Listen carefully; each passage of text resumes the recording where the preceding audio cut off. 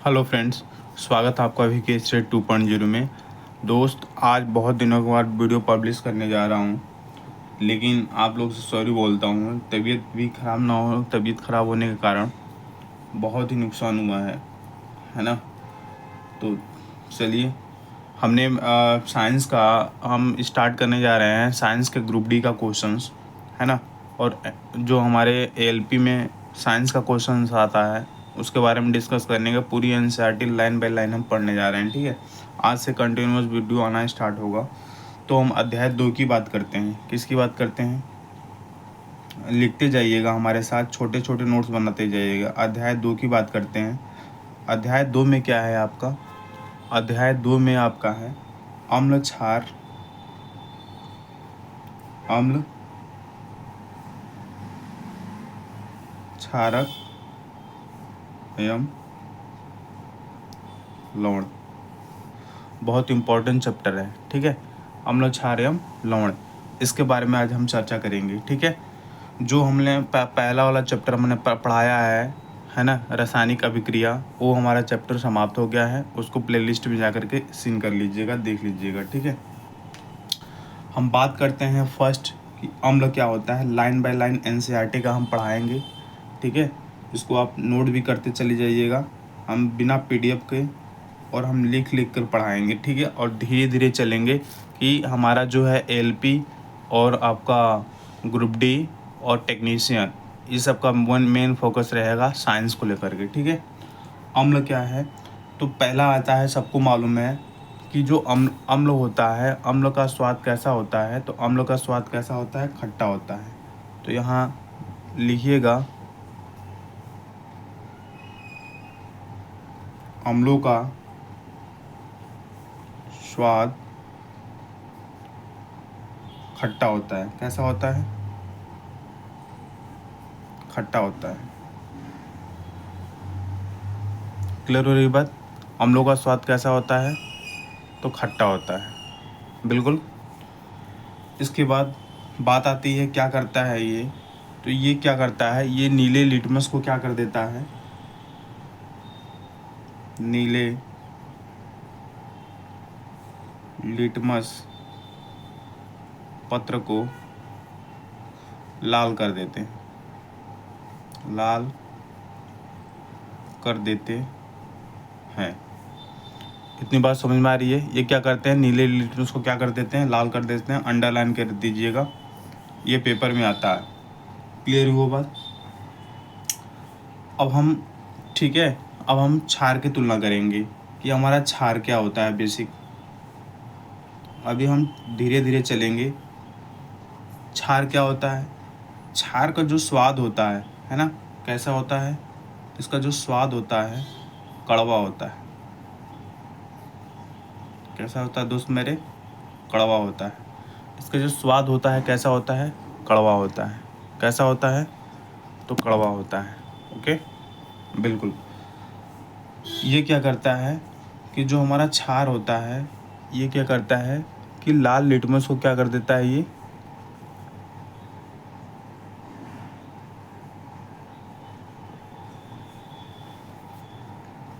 ये क्या करता है कि लाल लिटमस को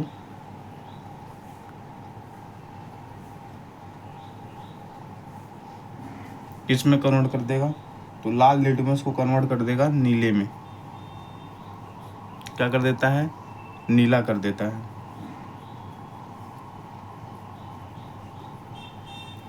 क्लियर? और पूछता है कि लिटमस कैसा होता है। तो लिटमस जो होता है आपका, लिटमस, ठीक है। तो ये जो लिटमस होता है, ये क्या होता है? तो लिटमस एक क्या होता है? प्राकृतिक सूचक है। क्या है?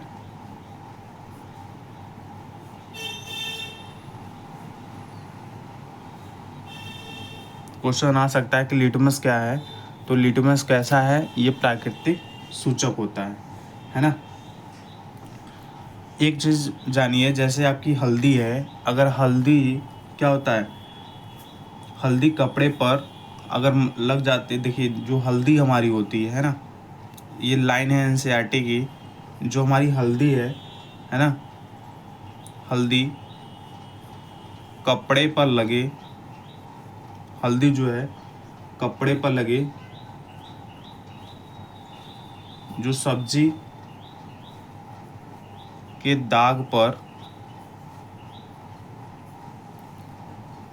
जब क्या करते हैं, क्षारीय प्रकृति वाला, किसके वाला, क्षारीय प्रकृति वाला, क्या करते हैं, क्षारीय प्रकृति वाला साबुन रगड़ते हैं। क्या करते हैं, साबुन रगड़ते हैं, है ना। क्वेश्चन आ सकता है कि जो हल्दी के जो हल्दी लगे जो कपड़े पर लगी सब्जी, जो सब्जी का दाग होता है उसमें हल्दी जब लगती है तो जब उस पर हम क्षारीय प्रकृति वाला जब साबुन उस पर क्या करते हैं, रगड़ते हैं, तो पूछता है कि उसका रंग कैसा हो जाता है। क्वेश्चन आ सकता है उसका रंग कैसा होता है, उसका रंग कैसा होता है। ठीक है, तो आपको जवाब देना है कि इसका जो रंग होता है भूरा लाल हो जाता है। कैसा हो जाता है, भूरा लाल। ये एनसीईआरटी का क्वेश्चंस है, भूरा लाल हो जाता है। एक एक लाइन में एनसीईआरटी का कराऊंगा, आपको याद रखना है। ठीक है, छोटे छोटे नोट्स बना के आपको क्या करना है, याद रखना है। कैसा हो जाता है, तो भूरा लाल हो जाता है। यदि भूरा लाल हो जाएगा, लेकिन बोलेगा कि अत्यधिक रगड़ने पर, अत्यधिक जल से धोने पर क्या होगा, अत्यधिक जल से धोने पर अत्यधिक जल से धोने पर क्या होगा, तो अत्यधिक जल से धोएंगे तो किसे कैसा हो जाएगा, पीले रंग का हो जाएगा। कैसा हो जाएगा, पीले रंग का हो जाता है। कैसा हो जाता है, अत्यधिक पीले रंग का हो जाता है। क्लियर हो रही है बात, क्लियर हो रही है बात ना, बिल्कुल। अब आते हैं नेक्स्ट अगली स्लाइड पे। हम बात करते हैं कि अम्ल और क्षार जो होता है, क्या होता है, अम्ल तथा क्षारक की जांच कैसे करते हैं। तो अम्ल तथा क्षारक की जो जांच होती है ये कैसे करते हैं, इसके लिए हम क्या करेंगे, अम्ल और क्षारक की जांच के लिए क्या करेंगे कि हम संश्लेषित, है ना, एक सूचक, संश्लेषित सूचक का प्रयोग करते हैं। किसका प्रयोग करते हैं, संश्लेषित सूचक का प्रयोग करते हैं। जैसे किसका प्रयोग करते हैं, मेथिल ऑरेंज का। किसका प्रयोग करते हैं, मेथिल ऑरेंज का प्रयोग करेंगे। किसका प्रयोग करेंगे, मेथिल ऑरेंज का प्रयोग करेंगे। इसके बाद फिनॉल फथलीन का प्रयोग करेंगे। फिनॉल फथलीन का प्रयोग करेंगे, का उपयोग करते हैं, है ना। तो बोलेगा संश्लेषित, ऐसे पूछ सकता है संश्लेषित सूचक कौन सा होता है, तो मेथिल ऑरेंज और फिनोल्फथलीन। ठीक है, या पूछ सकता है कि अम्ल तथा क्षारक की जांच कैसे करते हैं, ऑप्शन दे देगा मेथिल ऑरेंज से, फिनोल्फथलीन से, तो आप इसको मारिएगा। ठीक है, क्लियर हो रही ना बात मेरी, बिल्कुल क्लियर हो रही है आप लोग की। ठीक है, अब हम आगे बढ़ते हैं भाई। लाइन बाय लाइन क्वेश्चन है, मैं 100% गारंटी देता हूँ कि आरआरबी ग्रुप डी, है ना, उसके बाद आरआरबी एलपी और आरआरबी टेक्नीशियन में जो साइंस का पोर्शन आएगा इससे आउट ऑफ नहीं जाएगा भैया। आप लोग पूरा पढ़ लीजिएगा, वीडियो आज से हमेशा पर डे आता रहेगा और मैं सिलेबस ख़त्म करवा दूंगा फिजिक्स, केमिस्ट्री और बायो का। ठीक है, ठीक है, चलिए आगे चलते हैं और भी चलते रहेंगे। अब हम आते हैं लिटमस के बारे में। क्वेश्चंस पूछता है लिटमस के बारे में। क्वेश्चंस किसके बारे में पूछता है, लिटमस के बारे में। लिटमस के बारे में क्या पूछता है, पूछता है कि लिटमस का जो लिटमस क्या होता है, लिटमस जो विलयन है, लिटमस विलयन, इसका कलर कैसा होता है, तो ये होता है बैगनी रंग का क्या होता है, रंजक होता है। क्या होता है, रंजक होता है। ये बैगनी रंग का क्या होता है, रंजक होता है। ठीक है, जो क्या होता है, जो थैलोफाइटा, क्या होता है, थैलोफाइटा, है ना, जो क्या होता है, थैलोफाइटा समूह के लीचेन, है ना, थैलोफाइटा समूह के लीचेन पौधे से निकाला जाता है। किसके पौधे से निकाला जाता है? तो लीचेन पौधे से निकाला जाता है, ये ध्यान रहे, पौधे से निकाला जाता है। देखिए फ्रेंड्स, बहुत सारे एग्ज़ाम होते हैं एलपी का, हर एक अलग अलग शिफ्ट में होता है, तो पेपर का लेवल बढ़ता चला जाता है। पहले तो क्वेश्चंस पूछ लेता है ऊपर से ये सारी चीज़ें, लेकिन यही सब पूछता है लिटमस बैगनी का रंग कैसा होता है, ये किस पौधे से निकाला जाता है ना। तो जो थैलोफाइटा जो समूह के जो पौधे होते हैं लीचेन पौधे से क्या करते हैं, इसको हम निकालते हैं, है ना। इसे क्या करते हैं, लिटमस को हम क्या करते हैं, लिटमस को हम सूचक की तरह प्रयोग करते हैं। किसकी तरह प्रयोग करते हैं? सूचक की तरह प्रयोग करते हैं। जैसे मैं लिख रहा हूँ आप वैसे वैसे लिखते जाइए। सूचक की तरह उपयोग होता है। क्लियर? अब देखिए, लिटमस जो होता है, लिटमस जो विलयन है, क्या है? लिटमस जो विलयन है, लिटमस जो विलयन है, जब न तो अम्लीय है ना, न तो ये अम्लीय है, क्या है? न तो ये अम्लीय है, बिल्कुल, न तो ये अम्लीय होता है और न ही क्षारीय होता है। ठीक है, ध्यान रखिएगा, न अम्लीय होता है न क्षारीय होता है। समझ बताइए, न तो अम्लीय होगा न तो क्षारीय होगा। यह क्या होगा? यह क्या होता है? बैगनी रंग का होता है, बैगनी रंग का होता है। किसके रंग का होता है? ये बैगनी रंग का होता है। क्लियर हुआ? अब आइए, बहुत सारे हम उसके बारे में देखते हैं, प्राकृतिक पदार्थ जो हमारे सूचक के रूप में काम करते हैं। अब पूछ सकता है कि प्राकृतिक, है ना, प्राकृतिक पदार्थ जो कि हमारे किस में आते हैं, जो प्राकृतिक पदार्थ होते हैं, जैसे लाल पत्ता गोभी हो गया, समझिएगा, लाल पत्ता गोभी, लाल पत्ता गोभी हो गया। उसके बाद एक हल्दी आता है, क्या आता है? हल्दी आता है। इसके बाद हाइड्रेजिया, देखिए ये सब याद रखिएगा, यही सब पूछेगा। हाइड्रेजिया, पेटूनिया, ये सब सूचक हैं। पेटूनिया एवं germanium, germanium is the most important. Geranium, sorry geranium, germanium नहीं, जेरानियम, जेरानियम सबसे इम्पोर्टेंट है। पूछता है कि प्राकृतिक पदार्थ कौन से जो सूचक के रूप में काम करते हैं, तो एक तो हाइड्रेजिया, क्योंकि ये बहुत बच्चों को याद नहीं होगा, ऑनली याद कर लेते हैं लाल पत्ता गोभी, हल्दी, ये सब छोटे छोटे। पेटूनिया एवं जेरेनियम, जेरेनियम जो है ये आरआरबी ग्रुप डी देख लीजिएगा set plus NTPC JE, NTPC JE में आया हुआ क्वेश्चन है। ठीक है, तो ये क्या होते हैं? प्राकृतिक पदार्थ होते हैं, है ना। ऐसे जैसे मतलब इन तरह से, जैसे कई फूलों की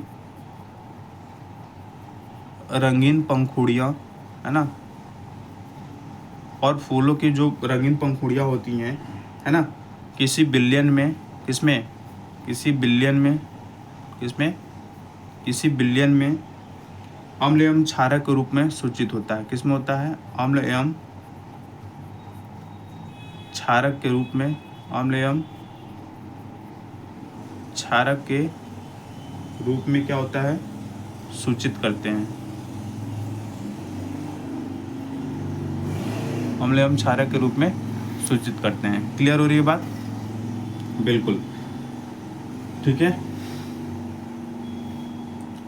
तो ये सारी रहे हमारा, ये जितना भी हमने पढ़ा दिया आपको, ये सारी चीज़ें हैं, आप इसको ध्यान में रखिएगा। ठीक है, क्या होता है पूछेगा, लिटमस क्या होता है, लिटमस का कलर कैसा होता है, तो बैगनी रंग का होता है। किससे प्राप्त करते हैं, तो थैलेफाइटा समूह के लीचेन पौधे से निकाला जाता है।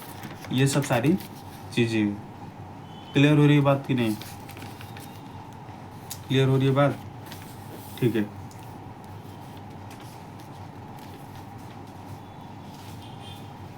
चलिए आगे बढ़ जाइए।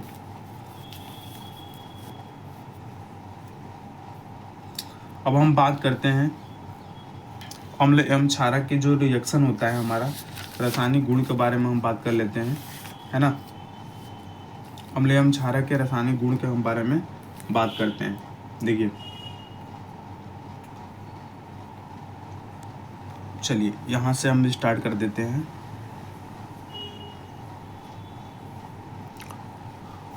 स्लो चलेंगे फ्रेंड्स, इतना नहीं कि फास्ट चल के पूरा ओवरऑल ऐसे कर दिए, ऐसे लिख दिए, है ना, और समझ में भी नहीं आया। क्लियर हो रही है बात की नहीं? बिल्कुल। तो इसलिए मुझे ऐसा नहीं करना है। क्लियर है? बिल्कुल। अब हम आते हैं कि अम्ल एवं क्षारक धातु से कैसे अभिक्रिया करते हैं। ठीक है, अम्ल एवं क्षारक धातु से कैसे अभिक्रिया करते हैं। पहला जो टॉपिक रहेगा, अम्ल एवं क्षारक धातु के साथ अभिक्रिया।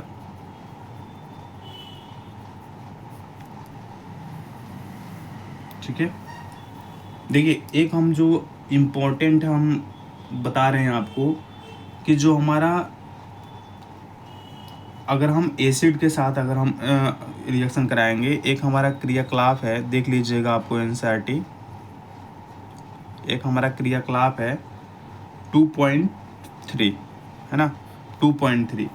इस क्रियाकलाप में ये बताया गया है ना, इस क्रियाकलाप में बताया गया है कि एक हमारा कोई भी एक हमारा ट्यूबिंग है, हम बता दे रहे हैं थोड़ी सी डायग्राम के माध्यम से। ठीक है, चलेंगे स्लो ही चलेंगे फ्रेंड्स, ज़्यादा हम उसे, एक मान लीजिए ये हमारा स्टैंड है, क्या है हमारा, एक हमारा क्या है, स्टैंड है। ये बहुत इंपॉर्टेंट है, इससे क्वेश्चन बनता है, इसलिए ध्यान से देखिएगा, इसलिए क्या करिएगा, ध्यान से इसको देखिएगा। ठीक है, बिल्कुल। ये हमारा क्या हो गया, एक स्टैंड है, सपोज दैट, है ना, एक स्टैंड हो गया। ठीक है, इस स्टैंड पे हम क्या किए हैं कि इस स्टैंड पे हमने क्या किया है कि एक बीकर को क्या किया है, एक बीकर को क्या किया है, हमने फिक्स किया हुआ है। क्या किया हुआ है, इस बीकर को हमने क्या किया है, फिक्स किया हुआ है। हमने एक परखनी लगा दिया है, यहाँ पे क्या कर लगा दिया है, परखनी लगा दिया है, इस पर हम कॉक लगा दिए हैं, इसको कॉक बोलते हैं। यहाँ से हमारा आता रहेगा, ऊपर हम एक क्या कर दिए हैं, एक हम कॉक लगा दिए हैं। क्या लगा दिए हैं, एक हम कॉक लगा दिए हैं, ये हमारा एक कॉक लगा दिए हैं। ठीक है, समझ बात आ रही है? और इसमें क्या हमने कर दिया कि इस वाले में हमने क्या कर दिया कि H2SO4 हमने यहाँ पे क्या किया है, ये हमारा परख नली हो गया, ये हमारा क्या है, परख नली है, परख नली है। ठीक है, और इस परख नली के अंदर हमारा क्या है, H2SO4 है, सांद्र सल्फ्यूरिक अम्ल। क्लियर? और इसमें कुछ टुकड़े हैं हमारे, अगर कुछ टुकड़े हैं, ये टुकड़ा किसका है, तो दानेदार, किसका, दानेदार जिंक के टुकड़े हैं। किसके टुकड़े हैं, दानेदार जिंक के टुकड़े हैं। समझिएगा बात को, बहुत इम्पोर्टेंट है। ठीक है, बिल्कुल। अब हम क्या करते हैं कि इसको यहाँ से हम स्टैंड से इन दोनों, इसको यहाँ पे एक हम बीकर होता है नीचे, इस बीकर में हम लाते हैं, है ना, इस वाले बीकर में लाते हैं। ठीक है, देखिए इस वाले हम बीकर में लाते हैं, ये हमारा एक बीकर हो गया। ठीक है, अब ये जो हमारा बीकर हुआ, इस बीकर से इसमें हम क्या करते हैं, ये साबुन का विलयन है, इसमें ये क्या है, ये याद रखिएगा, ये साबुन का हमारा क्या है, तो ये साबुन का विलयन है। किसका विलयन है, याद रखिएगा, साबुन का विलयन, साबुन का विलयन है। क्लियर? किसका विलयन है, साबुन का विलयन है, बिल्कुल क्लियर, साबुन का विलयन है। अब क्या होता है कि जब हम अब देखिएगा ये क्या होता है, इसमें हमारा ये प्रवाह नली है, भाई प्रवाह नली है तभी तो यहाँ प्रवाहित हो रहा है ना। अब क्या है कि जब हम इसमें H2SO4, बहुत इंपॉर्टेंट है फ्रेंड्स, बहुत इंपॉर्टेंट, अभी तो समझ नहीं आ रहा है, जब क्वेश्चन पूछेगा तब कहोगे कि हाँ सर, बिल्कुल आपने सही बोला था। अब देखो यहाँ से जब हम इसमें H2SO4 में अगर हम जिंक का जो है, दानेदार जिंक का अगर हम टुकड़ा डालें, ठीक है, तो इसमें क्या होता है कि इस वाले में हमारा रिएक्शन क्या होता है कि हाइड्रोजन गैस के बुलबुले उठते हैं। किसके? हाइड्रोजन गैस के बुलबुले उठते हैं। किसके? हाइड्रोजन गैस के बुलबुले उड़ते हैं। किसके बुलबुले उड़ते हैं? हाइड्रोजन गैस के क्या होते हैं? बुलबुले उड़ते हैं। ये जो बुलबुले होते हैं हमारे प्रवाह नली से कहाँ आते हैं? प्रवाह नली से यहाँ पहुँचते हैं, ठीक है। प्रवाह नली से साबुन के विलयन में पहुँचते हैं। तो साबुन के विलयन जो होता है, ये हाइड्रोजन से भरे साबुन के जो है बुलबुले क्या होते हैं? ऊपर उड़ते हैं। हाइड्रोजन से बड़े जो साबुन के बुलबुले होते हैं ऊपर उड़ते हैं। और ये जब ऊपर उड़ते हैं तो क्वेश्चन पूछता है कि ये जो साबुन के बुलबुले हैं जो ऊपर उड़ते हैं, है ना, हाइड्रोजन के जो साबुन के बुलबुले हैं ऊपर उड़ते हैं, ये क्या होते हैं? तो ये हाइड्रोजन गैस का इसमें दहन होता है। और इसकी ध्वनि कैसे होती है पूछता है, तो इसकी ध्वनि जो होती है फट फट की ध्वनि होती है। समझना बात को भाई, फट फट की ध्वनि के साथ क्या होता है? हाइड्रोजन गैस का दहन। क्या होता है? हाइड्रोजन गैस का दहन, गैस का दहन होता है। कैसा? फट ध्वनि के साथ। कैसा? फट ध्वनि के साथ, याद रखिएगा, फट ध्वनि के साथ हाइड्रोजन गैस का दहन होता है। ये इम्पोर्टेंट है। तो समझ में बात आई क्या हुआ? तो हम इस तरह से अगर हम रिएक्शन करें कि यदि हम H2SO4 को, है ना, H2SO4 में अगर हम जिंक का रिएक्शन कराएंगे, किसका? जिंक का रिएक्शन कराएंगे, यानी जेड का रिएक्शन कराएंगे, तो हमारा ZnSO4 बनेगा। क्या बनेगा? जिंक सल्फेट बनेगा। और इसमें क्या निकलेगी? हमारी हाइड्रोजन गैस क्या निकल जाएगी? बाहर निकल जाएगी। ये हमारा रिएक्शन, ये हमारा रिएक्शन। समझ बताई कि नहीं आई? अगर हम सांद्र सल्फ्यूरिक अम्लों को जिंक के साथ रिएक्शन कराएंगे तो ZnSO4 मिलेगा और प्लस हाइड्रोजन क्या है? ये बाहर निकल जाएगी। क्लियर हो रही है कि बात कि नहीं? क्लियर हो रही है? ये बहुत इंपॉर्टेंट है, आप इसको ध्यान में रखिएगा, बहुत ज़्यादा इम्पोर्टेंट है, इसको आप ध्यान में रखिएगा। ये डायग्राम बना लीजिएगा। छोटे छोटे नोट्स आपको बनाना है, ज़्यादा बड़ा नोट नहीं बनाना है।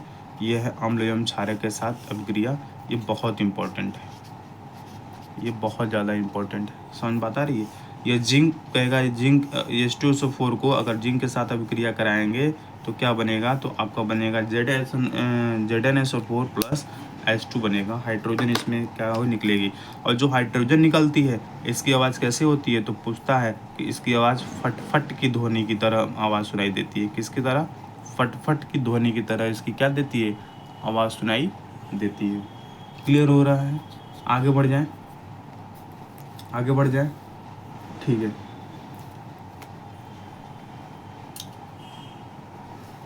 देखिए एक जो है हमारा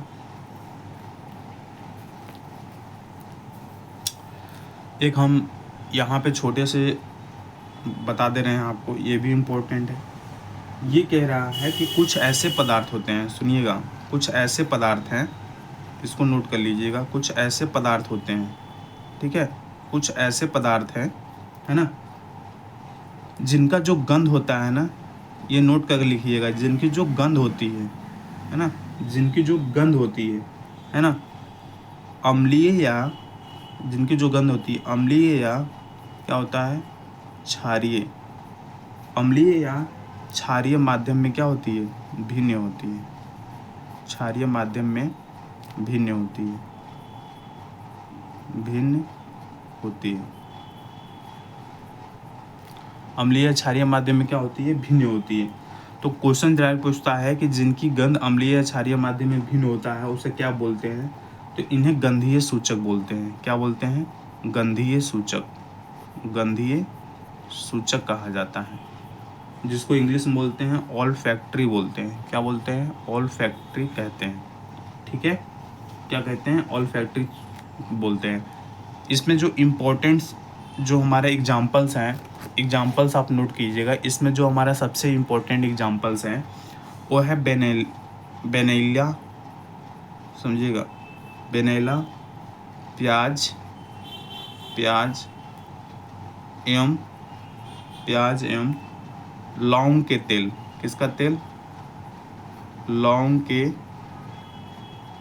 तेल, लौंग के तेल। बेनेला, प्याज एवं लौंग के तेल में, है ना, लौंग के तेल में क्या करते हैं? गंधीय यानी ऑल्फैक्टरी, इसको बोलते हैं ऑल्फैक्टरी का उपयोग करते हैं। ये बहुत इंपॉर्टेंट है, का उपयोग करते हैं, का उपयोग करते हैं। ठीक है, तो क्या क्या होगा, वेनिला होगा, प्याज होगा, एवं लौंग के तेल, इसको ऑल फैक्ट्री के रूप में उपयोग किया जाता है। ये भी क्या है, इम्पोर्टेंट है, ये भी आपको ध्यान रखना पड़ेगा।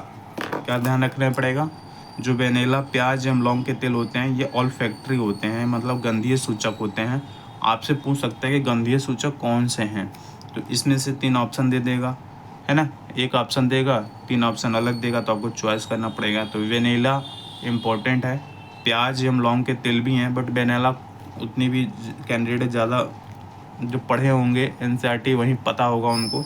तो वेनिला, प्याज एवं लौंग के तेल क्या होते हैं, ये गंधीय सूचक होते हैं, ये इम्पोर्टेंट। क्लियर होगी ना, क्लियर हो रही ना बात आपको, बिल्कुल। अब हम जो नेक्स्ट हम पढ़ेंगे, एक क्वेश्चंस और देख लीजिए हमारा, है ना, जो हमने टॉपिक किया था उसको, ठीक है, कि अम्ल जो है अगर धातु से अगर हम रिएक्ट करा रहे हैं, अगर रिएक्शन कराएंगे तो ये क्या बनता है हमारा, पहले तो लवण बनेगा, फिर क्या बनेगा हमारा, हाइड्रोजन गैस बनेगा। क्या बनेगा, हाइड्रोजन गैस बनेगा, हाइड्रोजन गैस बनेगा। ठीक है, क्लियर। यानी हम इंग्लिश में लिख देते हैं, अगर एसिड को अगर हम मेटल के साथ रिएक्शन कराएंगे तो क्या बनेगा, साल्ट तो बनेगा ही बनेगा, प्लस क्या बनेगा, हाइड्रोजन गैस बनेगा। क्या बनेगा, हाइड्रोजन गैस बनेगा, हाइड्रोजन गैस बनेगा। क्लियर हो रही है बात, क्लियर हो रही है बात।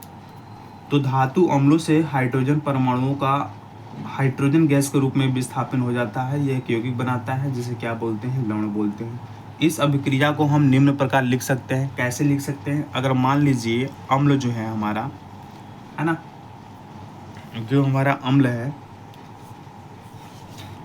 देखो हम अगर उसकी बात करते हैं, किसकी, क्षार की बात करते हैं, है ना, अम्ल और क्षार। अगर हम NaOH, सोडियम हाइड्रोक्साइड, अगर हम जिंक धातु के साथ अगर हम रिएक्शन कराते हैं, ठीक है, रिएक्शन कराते हैं तो क्या बनेगा, Na2ZnO2 बनेगा, और प्लस हाइड्रोजन बनेगा, और हाइड्रोजन क्या बनेगा, गैस बनेगा। ये हमारा क्या है, इम्पोर्टेंट। ठीक है, अब ये हम आज यहीं तक रखते हैं दोस्त मेरे। ये आपका 2-3 पेज इसमें समाप्त हो गया। आप एनसीईआरटी खोल कर देखिएगा, हुब बाई हुब लाइन हमने पढ़ाया हुआ है। ठीक है, हुब बाई हुब हमने पढ़ाया हुआ है। ठीक है, अगला जो है कल ले चलेंगे कि धातु कार्बोनेट तथा धातु हाइड्रोजन कार्बोनेट के साथ अम्ल की क्या प्रतिक्रिया होती है। धीरे धीरे चलेंगे, अम्ल के साथ क्या प्रतिक्रिया होती है, क्या रिएक्शन होता है, उसके बारे में हम चर्चा करेंगे। धीरे धीरे हम टॉपिक को क्लियर करते चले जाएंगे और याद होता चला जाएगा। इस पूरे टॉपिक जितना आज हमने पढ़ा दिया, इस पूरे टॉपिक को आप रिवीजन कीजिएगा, एक बार देख लीजिएगा। ओके, कमेंट में बताइएगा कि क्या मुझे, अगर आप बोलेंगे कि सर 2 बार में एक चैप्टर क्लियर कर दीजिए तो वो भी कर दूंगा, वीडियो थोड़ी लॉन्ग बनानी पड़ेगी। ठीक है, तो कमेंट सेक्शन में आप बताइएगा। तब तक के लिए जय हिंद, जय भारत, वंदे मातरम। ओके, जय हिंद।